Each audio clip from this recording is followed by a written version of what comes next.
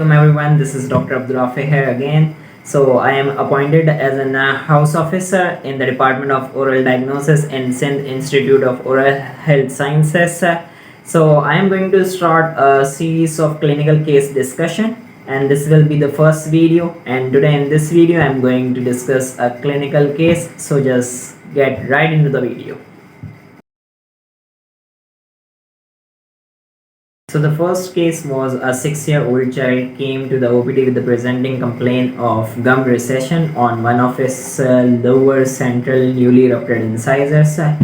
तो जो बच्चा था उसका लोअर सेंट्रल इंसाइजर में गम रिसेशन थी. Upon further evolution it was found that जो रिसेशन थी वो सेल्फ इन्फ्लिक्टेड थी. बच्चा अपने फिंगर नेल्स से सेल्फ इन्फ्लिक्टेड गम को ट्रॉमा कर रहा था जिसकी वजह से गम रिसेशन हुई. इसी चीज़ को आप जिंजाइवल डेहिसेंस बोलते हैं और ये बच्चों में कॉमन होती है, सेल्फ इन्फ्लिक्टेड भी होती है और फैक्टिशियस भी होती है. If you find your childrens doing this habit, counsel them to stop it, क्योंकि इससे होगा क्या कि आपके गम्स, आपका जिंजाइवा रिसीड होता रहेगा. ठीक है, रिसीड होगा तो तुथ सपोर्ट वीक होगी, तुथ सपोर्ट वीक होगी तो तुथ में मोबिलिटी आएगी, मोबिलिटी आएगी तो तुथ लॉस का चांस बहुत ज़्यादा है और बहुत जल्दी है in the early stages of life and a tooth life as well.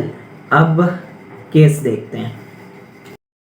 So this is the case. ये इसका lower central incisor है, that is 4-1 right quadrant का. आप मेमोलॉन्स देख सकते हैं इसमें, जिंजाइवल डेहिसेंस देख सकते हैं इसमें, और सेल्फ इन्फ्लिक्टेड ट्रॉमा की वजह से ये जिंजाइवल डेहिसेंस है जहाँ पर एरो शो कर रहा है. As you looked up the clinical picture, 2-3 बातें ऑब्जर्वेंट थी. ठीक है, सबसे पहली चीज़ कि उसका 4-1 इरप्ट हुआ है, that is lower central incisor of right quadrant. ठीक है, उसमें मेमोलॉन्स थे क्योंकि न्यूली इरप्टेड तो था. ठीक है, जिंजाइवल रिसेशन हुई हुई थी जो कि सेल्फ इन्फ्लिक्टेड थी जिसे जिंजाइवल डेहिसेंस बोलते हैं. और एक और चीज़ ऑब्जर्वेंट ये थी कि उसके 4-2, 3-1 and 3-2 that is central and lateral permanent incisors अभी नहीं आए थे क्योंकि बच्चा न्यूली 6-year-old था. ठीक है, अच्छा जी. इसके बाद अपॉन फर्दर एग्जामिनेशन जब मैंने उसकी एक्स्ट्रा ओरल एग्जामिनेशन की तो आई फाउंड दैट के he had angular cheilitis as well. Angular cheilitis fungal infection होता है at the corners of the mouth. उसके 2-3 रीजंस हैं. आयरन डेफिशिएंसी हो सकती है. ठीक है, drooling of saliva while sleeping हो सकता है, बैड ओरल हाइजीन. ठीक है, फंगल इन्फेक्शन है. आपको एंगुलर कीलाइटिस की क्लिनिकल पिक्चर्स दिखाते हैं, then we will discuss on it as well. Now if you closely observe the corner of the mouth of this 6-year-old, so there is an infection, there is an inflammation जो कि angular कीलाइटिस कहलाती है. ठीक है, जो कि fungal infection है. So as you saw the angular cheilitis on the corner of the mouth, then I asked the patient to open his mouth. Obviously बच्चा था 6 साल का, माउथ ओपनिंग लिमिटेड थी. और जो भी एंगुलर कीलाइटिस के पेशेंट्स होते हैं उनमें VDO, that is vertical dimension of occlusion, prostho की बुक्स में लिखा हुआ है कि लिमिटेड होती है, कम हो जाती है, डिक्रीज होती है. ठीक है, VDO डिक्रीज होती है. तो माउथ ओपनिंग लिमिटेड थी तो मेरा एक जहन ये भी गया कि I should check his TMJ as well. So मैंने TMJ एग्जामिनेशन किया. TMJ एग्जामिनेशन में अ 6-year-old बॉय है TMJ clicking. Then I asked his mother क्या ये रात को सोते हुए में दांत घिसता है.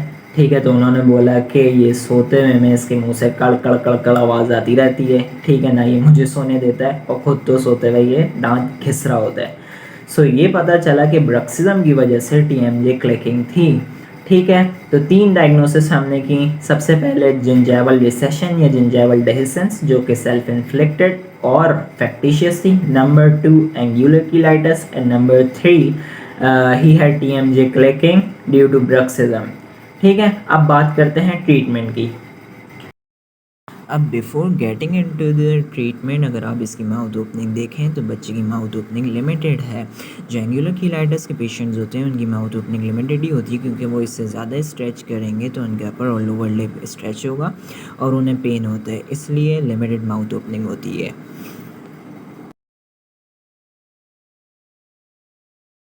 इन्वेस्टिगेशंस में हमने CBC एडवाइस किया ताकि हम हीमोग्लोबिन लेवल्स चेक कर सकें. ऐसा तो नहीं कि बच्चे को आयरन डेफिशिएंसी एनीमिया हो. ठीक है, तो इन्वेस्टिगेशंस में CBC एडवाइस किया to check his hemoglobin or to check if he has or has not iron deficiency anemia.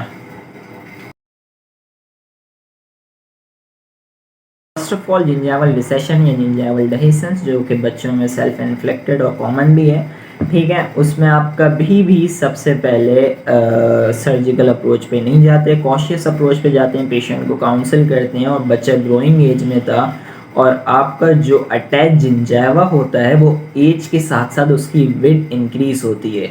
तो सिर्फ काउंसलिंग थी जिंजावल रिसेशन या डेहिसेंस की वजह से कि आप पेशेंट की या तो फिर बच्चे की ये आदत छुड़वाएं कि वो सेल्फ इन्फ्लिक्ट ना करें नेल फिंगर नेल से, ठीक है, पहली चीज़, ठीक है। दूसरी चीज़ आपके पास क्या थी, एंगुलर किलाइटिस। एंगुलर किलाइटिस में हमने एंटी फंगल क्रीम दी जिसमें माइकोनाजोल होता है, ठीक है, वो उसकी ट्रीटमेंट ऑफ चॉइस है, ठीक है, फॉर 10 डेज, ठीक है। तीसरी चीज़ हमने ट्रीटमेंट में ब्रक्सिज्म था, ठीक है, तीसरी चीज़ जो डायग्नोस की थी वो ब्रक्सिज्म था, ठीक है। उसकी ट्रीटमेंट के लिए भी काउंसिल किया और मदर को गाइड किया अबाउट हिज डाइट, कि डाइट अच्छी रखवाएं एज वेल एज कि स्ट्रेस फ्री इन्वायरमेंट में रखें बच्चे को, ठीक है। तो ये तो हो गई सारी ट्रीटमेंट की बात। So this was all about this case. I hope you learned something, you acknowledged something, and I will be doing more and more of such videos. I hope you like it. If you find it helpful, do share it in the comments and like, subscribe and share my channel. Thank you so much. Allah Hafiz.